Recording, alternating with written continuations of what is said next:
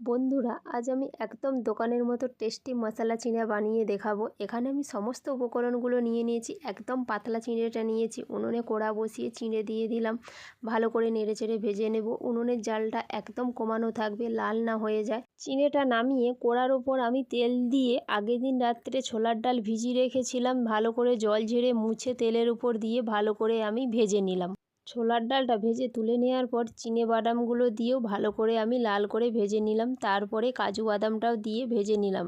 এরপর উনুনের আঁচটা কমিয়ে নারকেলটাকেও বেশ টাইম ধরে আমি ভেজে নিলাম। কারি পাতা, শুকনো লঙ্কাটাও ভেজে নিলাম। চিঁড়ে ওপরে সমস্ত ভাজা জিনিসগুলো আমি দিয়ে দিলাম। কড়া থেকে কিছুটা তেল কমিয়ে সাদা তেল, গোটা জিরে, কাশ্মীরি লঙ্কা গুঁড়ো, হলুদ গুঁড়ো, পরিমাণ মতো লবণ, একদম নিবানো আঁচে একটু নেড়ে চেড়ে তেল মশলার মিশ্রণটা ভাজা মশলার উপরে আমি দিয়ে খুব সুন্দর করে মিক্স করে নেব। এখানে আমার মশলা চিঁড়ে রেডি। একদম দোকানের মতো মুচমুচে হয়েছে। দেখুন বন্ধু।